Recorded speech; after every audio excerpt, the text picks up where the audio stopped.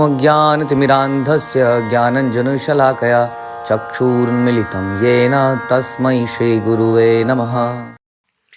श्री चैतन्य चरितामृत मध्य लीला chapter 19 prayer संख्या 72।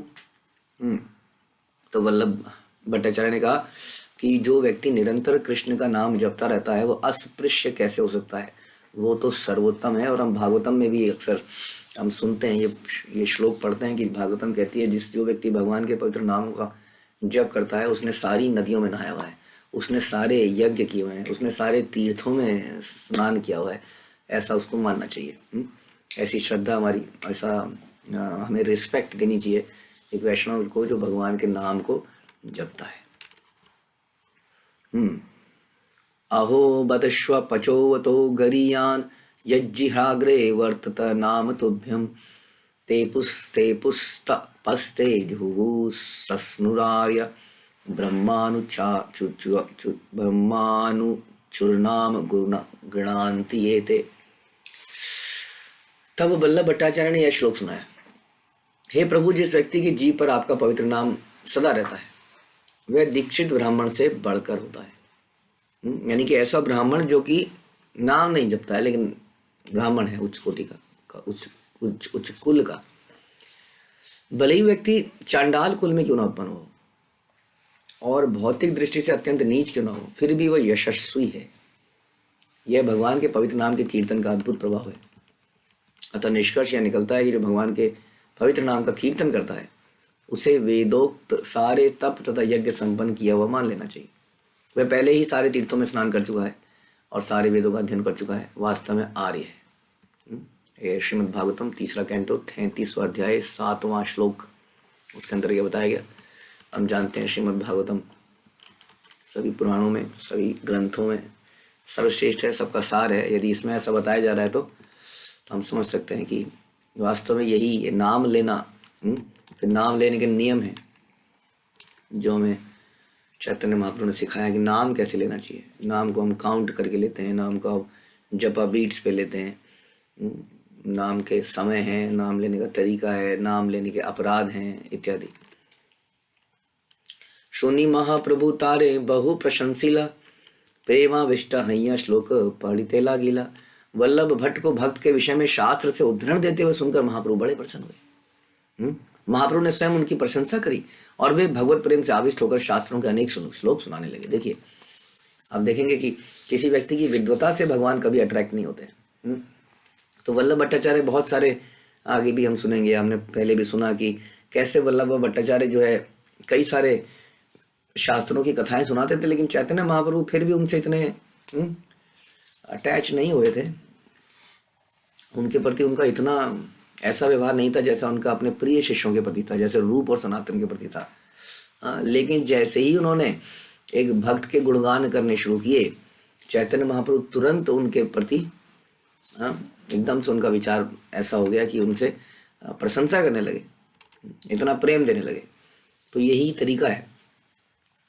हमने देखा था कि इंद्र जो है इतना भयंकर अपराध करने के बाद एक सुरभि गाय को लेके आए और सुरभि के जरिए वो भगवान के पास पहुंचे तो भगवान एकदम से उनको क्षमा कर दी।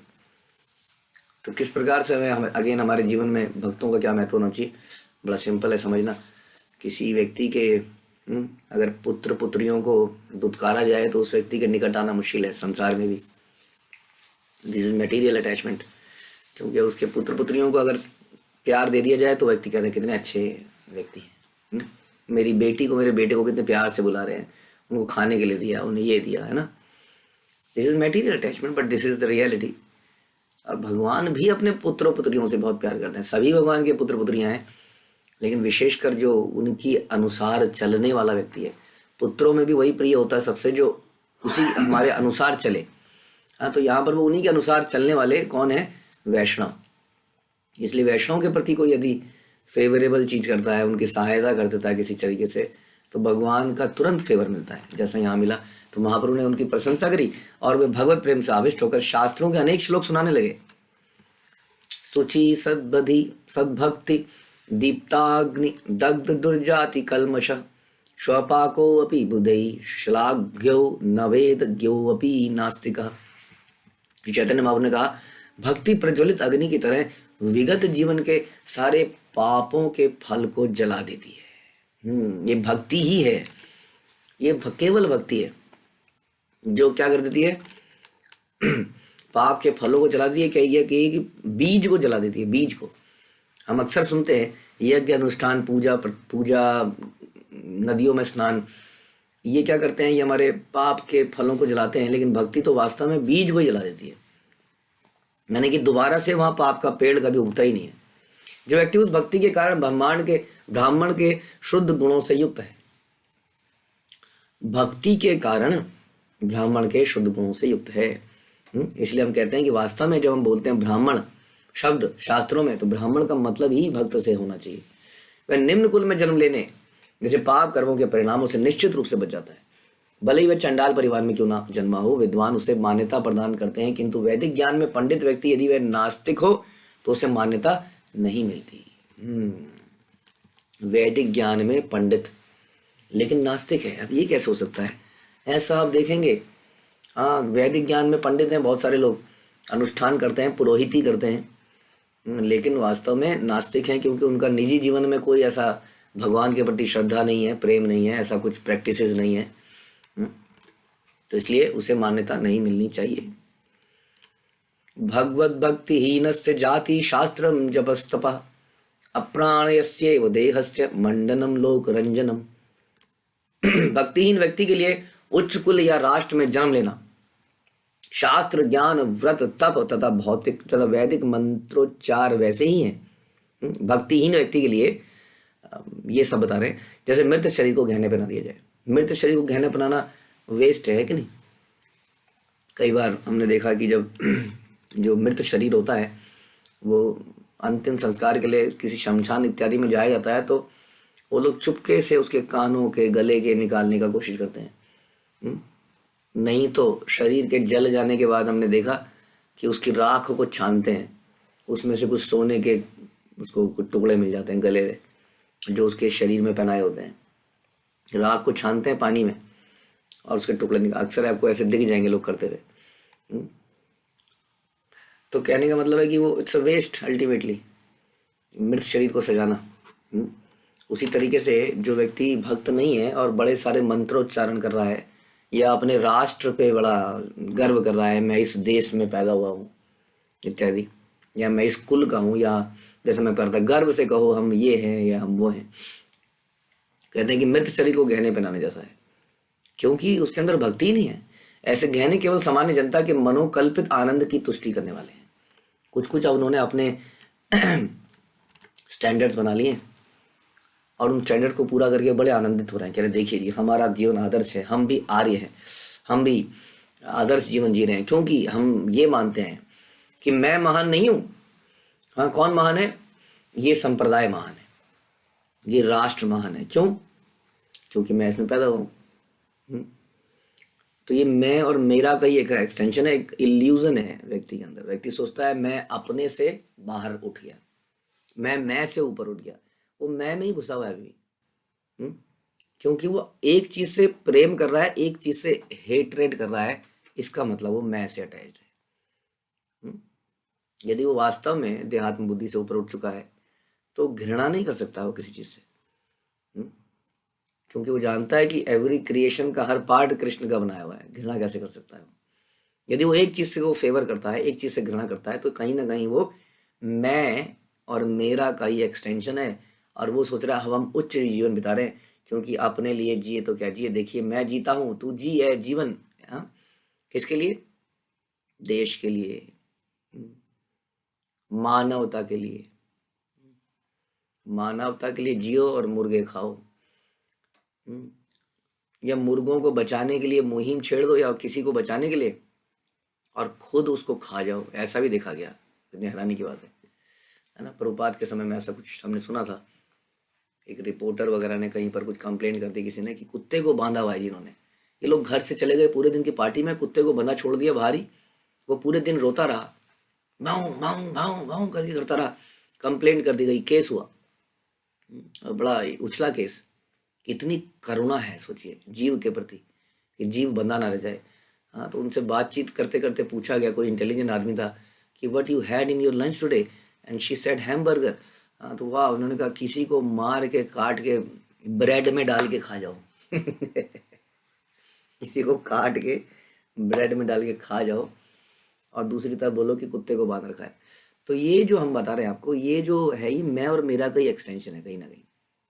जब तक हमारे अंदर किसी चीज के प्रति तो आसक्ति है और किसी चीज से घृणा है, तो ये समझने का विषय है। इसलिए बता रहे हैं कि वास्तविकता में जो भक्त है वही सही व्यक्ति है, वही कहने को ब्राह्मण है, वही ज्ञानी है। क्योंकि भक्त के लक्षण क्या है? विद्या विनय संपन्ने ब्राह्मणे गवि हस्तिनी। किसी को भी ब्राह्मण आ जाए, गाय आ जाए, हाथी आ जाए, चांडाल आ जाए, वो सभी के प्रति घृणा नहीं करते हैं किसी से। सभी के कोशिश ये करते हैं कैसे इसको भगवान से जोड़ा जाए संभव, उसके अनुसार। कई तो ज्ञान लेके भगवान से जुड़ते हैं, कई प्रसाद से जुड़ते हैं, कई कीर्तन से जुड़ते हैं, कैसे भी करके पेड़ों को, पौधों को, कीट पतंगों को। प्रभुर प्रेमावेशार प्रभाव भक्ति सार, सौंदर्य आदि देखी भट्टेर हैला चमत्कार। महाप्रभु के प्रेम आवेश को देखकर वल्लभ भट्टाचार्य अत्यधिक आश्चर्यचकित थे। वह महाप्रभु के भक्ति विषय ज्ञान तथा उनके शारीरिक सौंदर्य और प्रभाव से भी आश्चर्यचकित थे।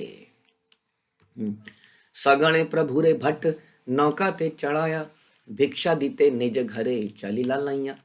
तब वल्लभ भट्टाचार्य ने श्री चैतन्य महाप्रभु तथा उनके संगियों को नाव में चढ़ाया और उन्हें भोजन कराने के लिए अपने स्थान पर ले गए। यमुनार जल देखी चिक्कण श्यामल, प्रेमा वेशे महाप्रभु हैला विभल। यमुना नदी पार करते हुए श्री चैतन्य महाप्रभु ने चिकना श्यामल जल देखा तो तुरंत ही प्रेमावेश हो गए। यही लक्षण है कोई व्यक्ति जब पागल हो जाता है किसी चीज की अटैचमेंट में। सांसारिक अटैचमेंट हमें देवदास बना देती है, देवदास। और उसको फिर अपनी प्रेमिका ही दिखती है, उसको प्याले के अंदर भी प्रेमिका दिखती है, और मीराबाई को प्याले के अंदर कृष्ण दिखते हैं। दोनों लगभग सेम ही चीजें हैं, लेकिन एक है कई भौतिक वस्तु और एक है सुप्रीम आध्यात्मिक वस्तु। बस इतना ही तो करना है हमको। आपको कोई अननेचुरल चीज करने को नहीं कह रहे हैं, ही कह रहे हैं जो आसक्ति हमने संसार में पैदा करी है वही आसक्ति भगवान से पैदा करने की आवश्यकता है। तो उन्होंने जब ऐसा देखा, जल को देखकर वो एकदम से प्रेमावेश में विभल हो गए। जैसा हमने सुना था कि किस प्रकार रामानुजाचार्य के उसमें हम सुनते हैं कि किस प्रकार एक उनका शिष्य जगन्नाथ जी की यात्रा में भी अपनी प्रेमिका को या अपनी पत्नी के ध्यान में है, ध्यान मग्न है, और उसकी दिव्य नहीं मृग नयनी आंखों के बारे में चिंतन कर रहा है। सामने से जगन्नाथ यात्रा जारी है, no attachment, total detachment detachment with Krishna and attachment with material world. इसका उल्टा करना है, detachment with material world and attachment to Krishna.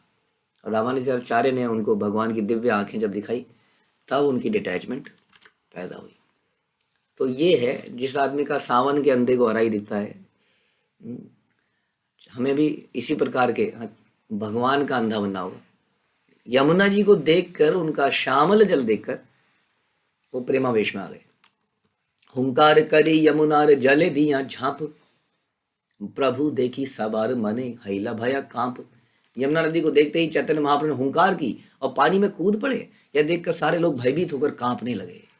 अब सोचिए, जब नाव लेके हम कई बार नदी में जा रहे होते हैं तो वाकई में वो नदी के बीच में से गुजर रही होती है, उस वक्त अगर कोई वहां से गिरे नीचे तो किनारे पे तो गहरा नहीं होता है, तो ये कूद गए। आस्थे व्यस्ते सबे धरी प्रभु र उठाइला, नौकार ऊपरे प्रभु नाची तेला गिला। उन्होंने शीघ्र ही चैतन्य महाप्रभु को पकड़ा और जल से बाहर निकाला। नाव के ऊपर आकर महाप्रभु नृत्य करने लगे। बताइए, यदि कभी आपने स्विमिंग करी हो, करने का प्रयास किया होगा कभी शुरुआत में, कई बार तो डूबे ही होंगे, एक आध बार तो आदमी डूबता ही है। हमारे साथ भी हुआ था ऐसा। करते करते करते सांस टूट जाती है, गुड़ुब गुड़ुब गुड़ुब गुड़ुब गुड़ुब, और उस वक्त आदमी कुछ कूदते हैं, निकालते हैं, तो थोड़ी देर तक आदमी को होश नहीं होता है कि मैं कौन सी दुनिया में हूँ। क्योंकि हम जीव हैं वास्तव में। हम या तो पानी में रह सकते हैं, नहीं तो जैसा डिजाइन करी है हमारी बॉडी। क्योंकि महाप्रभु जो है इन चीजों से ऊपर थे वास्तव में। उनका क्या पानी और क्या, उनका शरीर दिव्य है, ऐसा नहीं है कि उन्हें ऑक्सीजन चाहिए, फेफड़े बंद हो जाएंगे, पानी के नीचे ऑक्सीजन कहाँ से आएगी। इसी से साबित होता है कि उनका शरीर क्या है, सच्चिदानंद है ना। आपने देखा एक बार लीला में सुना आपने चैतन्य महाप्रभु कि उधर जगन्नाथपुरी में समुद्र में डूब ही गए, और डूब के उनका शरीर ये विशाल हो गया, एक तरह से बेहोश हो गए, मर गए आम आदमी की तरह से, और एक मछुआरे के जाल में फंसे हुए निकले, जैसे एक लाश निकलती है। हम्म? उसको शरीर को टच करते ही मछुआरा ऊट पटांग बातें करने लगा, हरी हरी करने लगा। तो इसलिए भगवान का शरीर दिव्य है। कि एक बढ़िया न्यूज़ ये है कि हमारा शरीर भी दिव्य है, लेकिन अभी गुप्त है। अभी तो पानी में जाओगे तो मर जाएंगे, लेकिन दिव्य शरीर के साथ हम भी नहीं मरेंगे, लेकिन उसके लिए हमें मेहनत करनी पड़ेगी। तो चैतन्य महाप्रभु को पानी के बाहर निकाला, नाव के ऊपर आकर महाप्रभु नृत्य करने लगे, एज इफ कि कुछ हुआ ही ना हो। महाप्रभु भरे नौका करे टलमल, डूबी तेला गीला नौका झलके भरे जल। महाप्रभु के बाहर से नाव हिलने डुलने लगी, उसमें जल भरने लगा और डूबने को हो गई। अब बाकियों के शरीर तो दिव्य नहीं है, हार्ड मांस के शरीर हैं, नाव में बैठे हैं। महाप्रभु तो नहीं डूबेंगे, नहीं मरेंगे, लेकिन हमारा क्या होगा। नाव में पानी भर गया, नाव डूबने लगी। यद्यपि भट्टे रागे प्रभुर धैर्य हैल मन, दुर्वार उद्भट प्रेम नहे समवर्ण। श्री चैतन्य महाप्रभु ने वल्लभाचार्य के समक्ष अपने आप को यथासंभव संभालने का प्रयास किया।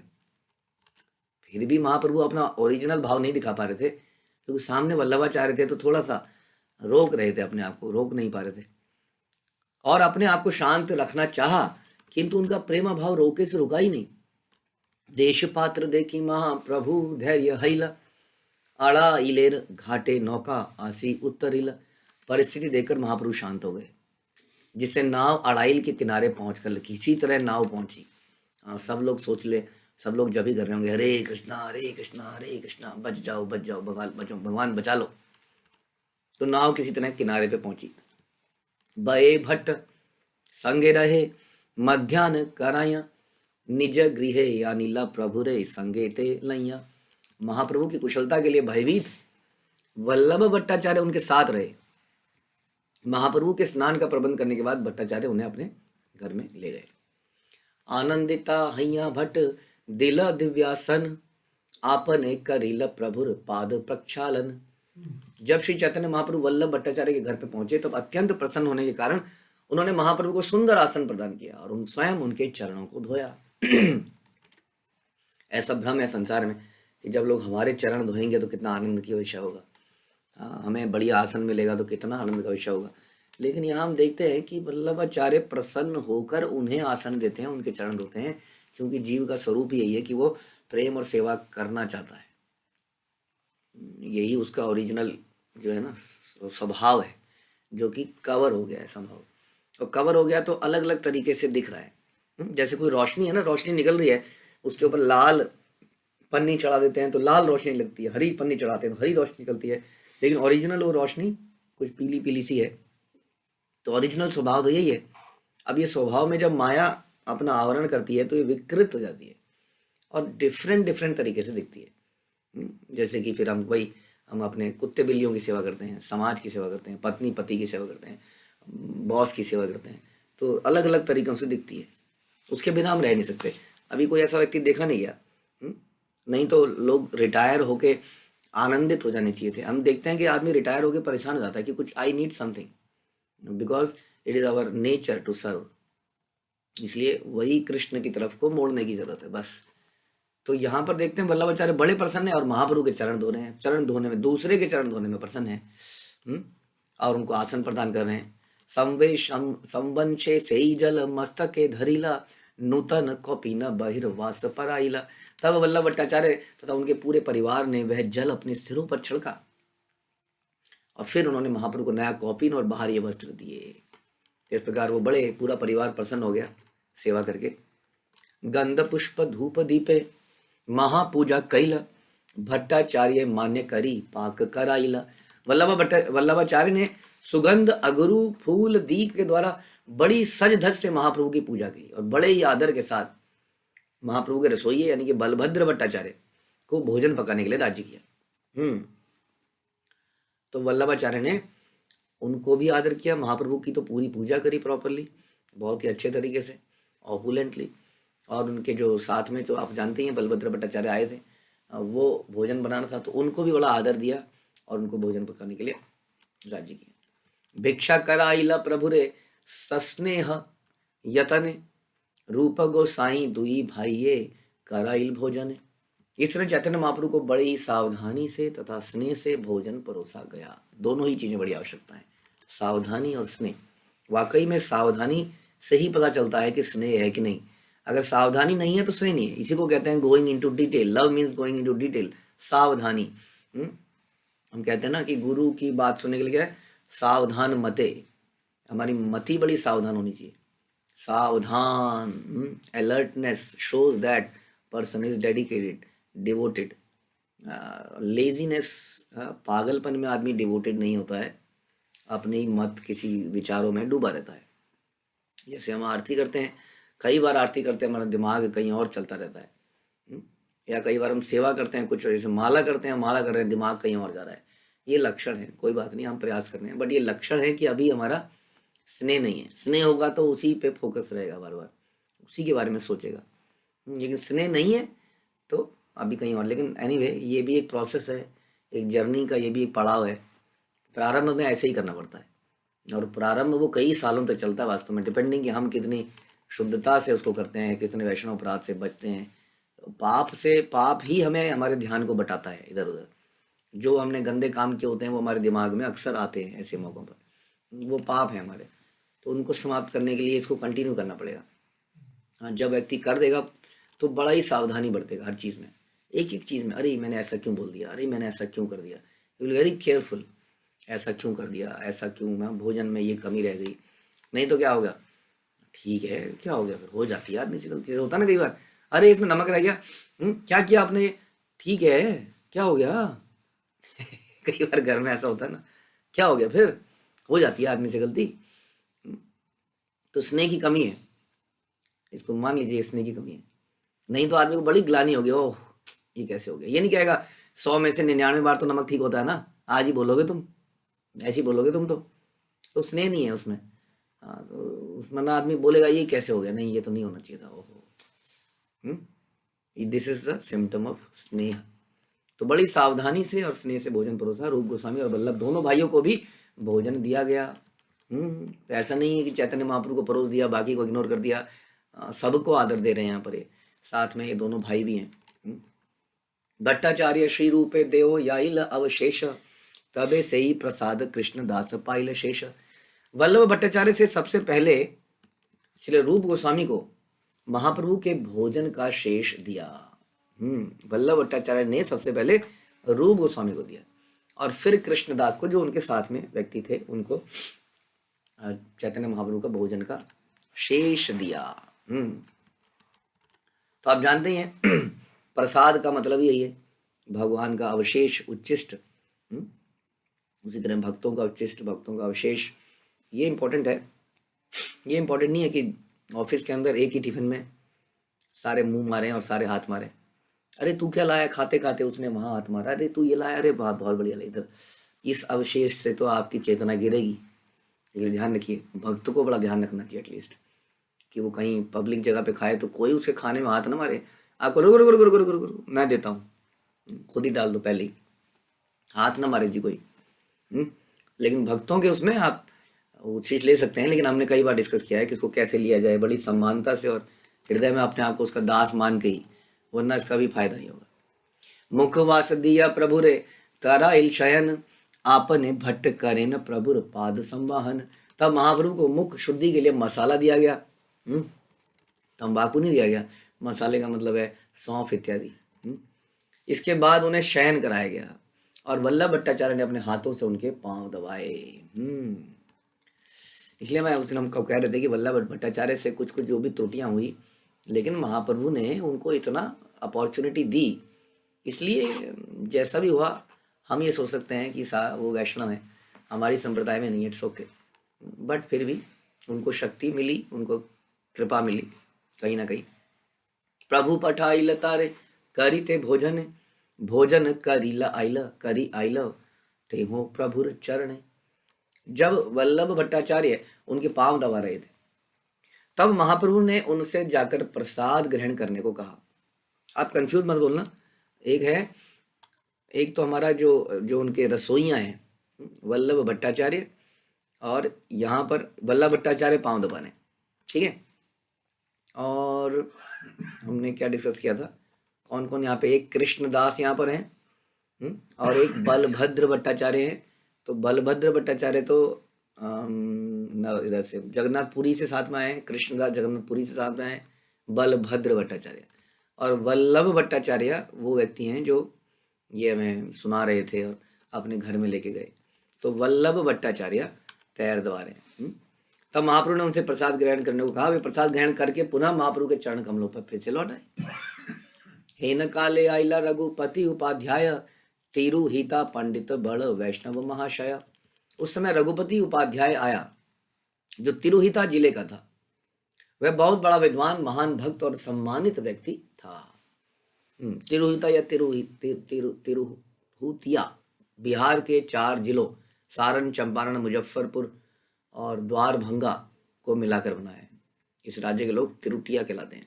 तो एक व्यक्ति आया जिसका नाम था रघुपति उपाध्याय। आसीते हो कैल प्रभु चरण वंदन, कृष्ण मति रहु प्रबली प्रभु रवचन। रघुपति उपाध्याय ने सर्वप्रथम श्री चैतन्य महाप्रभु की वंदना की और महाप्रभु ने यह कहते हुए आशीर्वाद दिया, सदैव कृष्ण भावनामय बने रहो। दिस इज द बेस्ट आशीर्वाद। दीर्घायु भव, पुत्रवती भव, पुत्रवतु जो भी भव, वो सबसे बेटर है क्या, कृष्ण मतिर रहु, सदैव कृष्ण भावनामय बने रहो। सुनी आनंदित हिला उपाध्याय रमन, प्रभु तारे कहिल कह कृष्णेर वर्णन। रघुपति उपाध्याय महाप्रभु का आशीर्वाद सुनकर अत्यधिक प्रसन्न हुआ। हाँ, इसके बाद महाप्रभु से उससे कृष्ण का वर्णन करने के लिए महाप्रभु ने उससे कृष्ण का वर्णन करने के लिए कहा। तो हमें कैसे आशीर्वाद से प्रसन्न होना चाहिए कि हमारी कृष्ण भावना में तो बनी रहे। ये नहीं कि क्या कहते हैं वो, फूलो फलो दूधो नहाओ वगैरह वगैरह। निज कृत कृष्ण लीला श्लोक पढ़िला, सुनी महाप्रभुर महाप्रेमावेश हिला। जब रघुपति उपाध्याय से कृष्ण का वर्णन करने के लिए कहा गया तो उसने कुछ श्लोक सुनाए जो उसने कृष्ण लीला के विषय में स्वयं लिखे थे। उन श्लोकों को सुनकर चैतन्य महाप्रभु प्रेम से विवल हो गए। श्रुतिम परे स्मृतिम मितिरे, भारत मन्ये भजन्तु भवगीत पीता, अममीह अममीह नंद वंदे यस्यालिंदे परम ब्रह्म। रघुपति उपाध्याय ने सुनाया, इस भौतिक अस्तित्व से भयभीत लोग वैदिक साहित्य की पूजा करते हैं। भौतिक अस्तित्व से भयभीत, ये ना हो जाए कि मेरे क्लोज वन की मृत्यु हो जाए, हाँ तो ये वाला जप करें। ये ना हो जाए कि मेरे घर वाले बीमार पड़ जाएं तो इनको नमस्कार किया जाए। कहीं ये ना हो जाए तो भौतिक अस्तित्व से भयभीत हैं हम, किसी ना कोई भय हमें सता रहा है।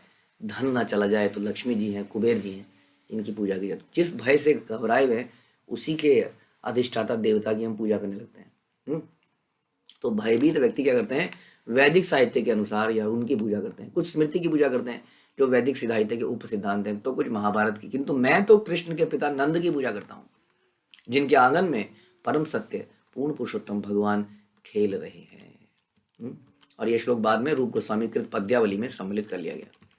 आगे कह प्रभु वाक्य उपाध्याय कहिला, रघुपति उपाध्याय नमस्कार कैला। जब महाप्रभु ने रघुपति उपाध्याय से और अधिक सुनने के लिए कहा तो उसने तुरंत ही महाप्रभु को नमस्कार किया और उनके आग्रह को स्वीकार कर लिया, क्योंकि इससे चैतन्य महाप्रभु को प्रसन्नता मिल रही थी। कम प्रति कथयितु मिषे, संप्रति को वा प्रतीति मायातु, गोपति तनया कुंजय गोप वधूटी विटम ब्रह्म। मैं किससे कहूं और कौन मेरी बातों में विश्वास करेगा। यदि मैं कहूं कि पूर्ण पुरुषोत्तम भगवान कृष्ण यमुना नदी के तट पर गोपियों के साथ कुंजों में विहार कर रहे हैं, भगवान इस तरह से अपनी लीलाओं को प्रदर्शित करते हैं, तो although he supreme personality of godhead, although he is originator, वही महाविष्णु भी उन्हीं का एक अंश है, संकर्षण भी उनका एक अंश है। ये सारे अंशों के स्वामी कृष्ण, कोई कहे कि वो गोपियों के साथ रह रहे हैं, खेल रहे हैं, कौन विश्वास करेगा कि भगवान इतने साधारण भी हो सकते हैं, जो कि सारे संसार को के कंट्रोलर हैं। प्रभु कहे न कहते हो पढ़े कृष्ण लीला, प्रेमावेश प्रभुर देह मनु मन आयु या इला। कि चैतन्य महाप्रभु ने रघुपति उपाध्याय से अनुरोध किया कि वह कृष्ण की लीलाओं में विषय में कहता रहे। जिस प्रकार से रामानंद राय और भगवान के बीच में चर्चा चली और भगवान ने बोला आर कहे यार, आर कहे और कहो, इनको भी बोला और कहिए। इस तरह महाप्रभु प्रेम आविष्ट हो गए और उनका मन और शरीर शिथिल पड़ गए। अहंकार से शरीर अकड़ जाता है, अकड़ता है ना। जब मद सर में चढ़ जाता है तो झुकाव, बॉडी थोड़ी अकड़ सी जाती है। देखा आपने, जब आदमी जिम मार के आता है थोड़ा सा, उसको लगता है कि मेरी चेस्ट फूली हुई है, तो वो पता नहीं क्यों कुछ अकड़ सा जाता है। ऐसे मुर्गे अकड़ते हैं ना, लटके होते हैं कहीं पर, तो वैसे ही वो अकड़ जाता है। तो ये अकड़न जो है शरीर में, दिमाग की अकड़न भी दिखाती है। कि कई बार व्यक्ति ज्ञान से होता है तो उसका सर जो है बहुत ही उसकी विनम्रता समाप्त हो जाती है उसके अंदर से, तो ये देखा गया है। लेकिन जब हम प्रेम में होते हैं, भाव में होते हैं, तो हमारा शरीर शिथिल हो जाता है, बड़ा कोमल सा, निर्मल सा, झुका हुआ, एकदम से एक अलग ही नशे में होता है। प्रेम देखी उपाध्याय रहिला चमत्कार, मनुष्य नहे इहो कृष्ण करीला निर्धार। जब रघुपति उपाध्याय ने श्री चैतन्य महाप्रभु के भाव लक्षण को देखा तो उन्हें निश्चित हो गया कि महाप्रभु मनुष्य नहीं है, मैं भगवान को ही भगवान की कथा सुना रहा हूँ। कैसे लोग थे उस जमाने में जिनको ये अवसर मिला, और वो पहचान जाते थे उनको देख के, कोई मनुष्य तो नहीं हो सकता है। यानी कि कृष्ण ही मुझे बोल रहे हैं कि मेरी कथा सुनाइए। प्रभु कहे उपाध्याय श्रेष्ठ मान काया, श्याम मेव परम रूपम कहे उपाध्याय। श्री चैतन्य महाप्रभु ने रघुपति उपाध्याय से पूछा, तुम्हारे मत के अनुसार सर्वश्रेष्ठ हस्ती कौन है, बताइए। रघुपति उपाध्याय ने उत्तर दिया, भगवान श्याम सुंदर ही सर्वश्रेष्ठ स्वरूप हैं। श्याम रूपेर वास स्थान श्रेष्ठ मान काया, पूरी मधु पूरी वरा कहे उपाध्याय। कृष्ण के समस्त धामों में से तुम किस धाम को सर्वश्रेष्ठ मानते हो? उत्तर में रघुपति उपाध्याय ने कहा, मधुपुरी अर्थात मथुरा नाम निश्चित रूप से सर्वश्रेष्ठ है। तो भगवान के बहुत सारे धाम है, आप जानते हैं।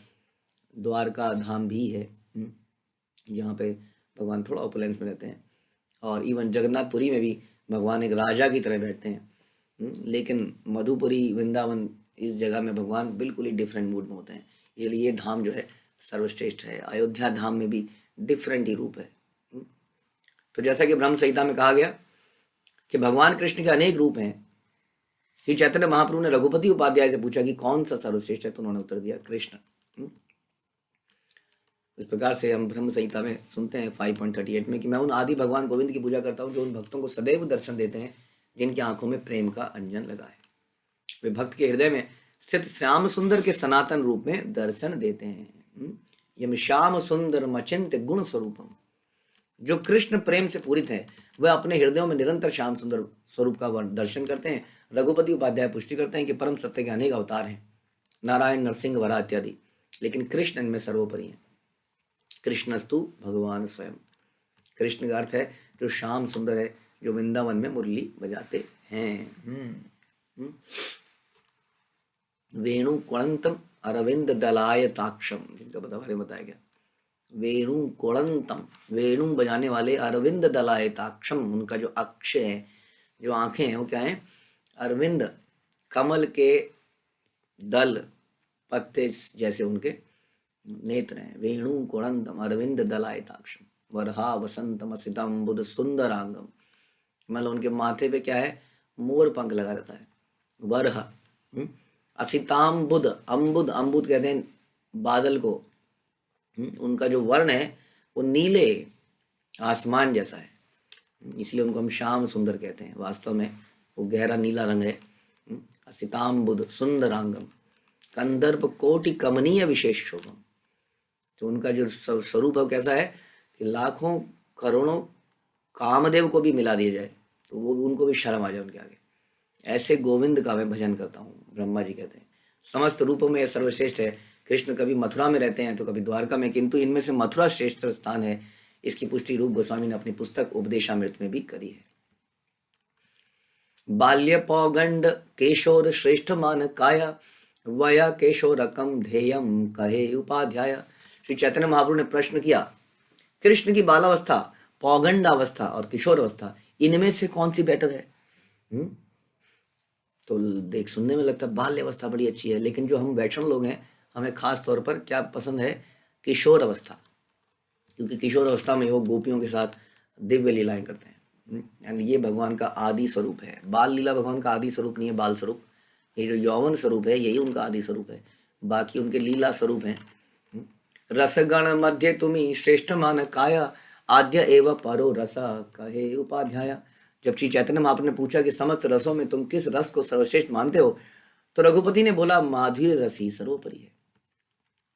इसलिए माधुर्य लीला ही सर्वोपरि है, इसलिए यौवन जो है सर्वोपरि है, इसलिए वृंदावन सर्वोपरि है, क्योंकि वहीं पर उसी एज ग्रुप में भगवान इस लीला को करते हैं, माधुर्य लीला को। प्रभु कहे बाल तत्व भाल तत्व शिखाई लामोरे, एत बलि श्लोक पढ़े गद गद स्वरे। तब चैतन्य महाप्रभु ने कहा, तुमने निश्चित रूप से उच्च कोटि के निर्णय दिए हैं। यह कहकर वो लड़खड़ाते स्वर में पूरा श्लोक सुनाने लगे। श्याममेव परम रूपम पुरी मधु पुरी वरा, वया केशो रकम ध्येया माध्य एव परो रसा। श्याम सुंदर रूप सर्वश्रेष्ठ रूप है, मथुरापुरी सर्वश्रेष्ठ धाम है, कृष्ण की किशोर अवस्था सदा ध्यान करने योग्य है, और माधुर्य रसी सर्वश्रेष्ठ रस है। यह पद्यावली में पाया गया। बाद में प्रेमावेश प्रभु तारे कैला लिंगन, प्रेम मत हैया ते हो करे न नर्तन। और उसके बाद चैतन्य महाप्रभु ने प्रेम आवेश में रघुपति उपाध्याय का आलिंगन कर लिया। प्रेम से इतने प्रसन्न हो गए उनकी बातों से, और रघुपति उपाध्याय भी प्रेम में भोर होकर नाचने लगे। देखी वल्लभ भट्ट मने चमत्कार हैला, दुई पुत्र आनी प्रभु चरण पैया। अब चैतन्य महाप्रभु रघुपति उपाध्याय को इस प्रकार से नाचते देखकर भट्टाचार्य आश्चर्यचकित हो गए। वो अपने दोनों पुत्रों को ले आए और महाप्रभु के चरणों में डाल दिया। ये थे गोपीनाथ और विठलेश्वर। प्रभु देखी बारे ग्रामेर सब लोक आइला, प्रभु दर्शने सबे कृष्ण भक्त हैला। यह सुनकर कि चैतन्य महाप्रभु आए हुए हैं, सारे ग्रामवासी उनका दर्शन करने के लिए आ गए, और उनका दर्शन करने मात्र से वे सभी कृष्ण भक्त बन गए। ब्राह्मण सकल करेन प्रभुर निमंत्रण। ये कहाँ की बात हो रही है? ये आपको याद होगा, प्रयाग में। प्रयाग में ही रूप गोस्वामी मिले थे, और यहीं वहीं की बात चल रही। तो वहां के सारे लोग आए, दर्शन किया और भक्त बन गए। ब्राह्मण सकल करेन प्रभुर निमंत्रण, वल्लभ भट्ट तासा बारे करे न निवारण। गांव के सारे ब्राह्मण महाप्रभु को निमंत्रण देने के लिए उत्सुक थे, किंतु वल्लभ भट्टाचार्य ने उन सबको ऐसा करने से मना कर दिया। इन्हीं को जिम्मेदारी दी गई थी कि आपको खाने पीने का ध्यान रखना है। ऐसा थोड़ी कि कहीं कहीं से कोई बुलाएगा, कोई क्या बनाएगा क्या नहीं बनाएगा, उसको पता ही नहीं महाप्रभु को क्या देना है क्या नहीं देना है। तो एक तरह से वो खड़े थे वहां पर। तो ये संकट पहले भी आया था, आपको याद होगा। पहले भी उन्होंने बोला कि महाप्रभु अब चलिए, ये वाराणसी से यहाँ पे इतने लोग, कैसे मना करूं मैं इन लोगों को। तो उन्होंने सबको मना कर दिया। हाँ, और उसके बाद में क्या हुआ? प्रेमोन्मादे पड़े गोसाई मध्य यमुना थे, प्रयाग चलाई बहा नादी बराही थे। और तब वल्लभ भट्ट ने श्री चैतन्य महाप्रभु को अड़ाइल में ना रखने का निश्चय किया, क्योंकि यहाँ तो बहुत लोग आने लगे और नदी में कूद जाते हैं जब मर्जी। इसलिए उन्होंने महाप्रभु को प्रयाग ले जाने का निश्चय किया। वो एकदम नदी के किनारे ही, तट पर ही उनका जगह थी, तो वहाँ से हटाने का प्रयास किया गया। लेकिन कैसे? ऐसे बोला ना कि जो नशे में होता है उसको हर चीज़ में शराब दिखती है, वैसी जो भगवान के प्रेम में है उसे हर जगह भगवान दिख जाते हैं। कैसे दूर करेंगे? फिर भी ये लोग प्रयास कर रहे हैं, केयर करने की प्रयास कर रहे हैं भगवान की। जो भगवान सबकी केयर करते हैं, भक्त प्रेम से उन्हीं की केयर करने का प्रयास करते हैं। तो यही समाप्त करेंगे। श्री चैतन्य चरितामृत की जय, श्रील प्रभुपाद की जय, कृष्णदास कविराज की जय।